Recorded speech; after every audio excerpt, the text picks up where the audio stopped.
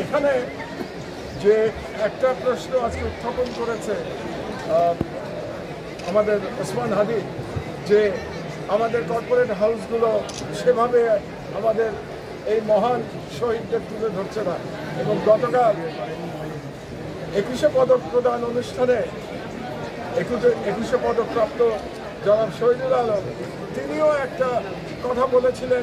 তিনি বলছিলেন যে আমি জানি না ভবিষ্যতে আমরা এই শহীদদের কবর কোথায় এগুলো স্মরণে রাখবো। আমি আমার দেশ পরিবারের পক্ষ থেকে আপনাদেরকে আমার তরফ থেকে একটি কমিটমেন্ট জানাতে চাই, একটি প্রতিজ্ঞা জানাতে চাই যে আমার দেশ পত্রিকা যতদিন প্রকাশিত হবে এবং মাহমুদুর রহমান যতদিন জীবিত থাকে ততদিন জুলাই শহীদদের ভুলতে দেয়া হবে না। আমার পত্রিকা জুলাই শহীদদের এই ধরনের অসাধারণ কাজ করেছে, সংকলন করেছেন, সেটা মনোযোগ মোচনে আমাকে আহ্বান জানাচ্ছি। এজন্য আমি কৃতজ্ঞ এবং আমি গর্ববোধ করছি। এখন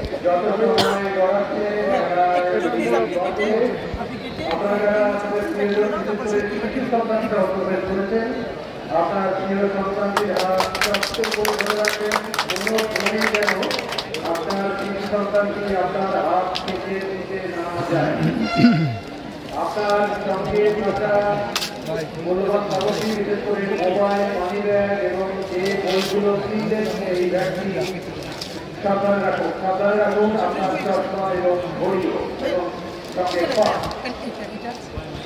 সঙ্গে আপনি নিজে দেখেন বিসমিল্লাহ বলে। এবং এই উৎসব করেছে এবারে পোস্টার বয় দেবাশিস চক্রবর্তী, তিনি আমেরিকা থেকে এই পোস্টার করে পাঠিয়েছেন আমাদের জন্য। এই যে জুলাইয়ের গ্রাফিকেও গেছে।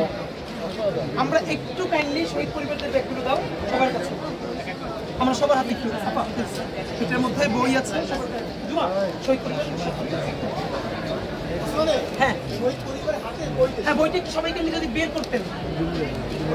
সবার ব্যাগ দাও ভাই, ফোনটা অত সামনে নিয়ে গেলে হবে না, ফোনটা একটু পিছনে রাখেন।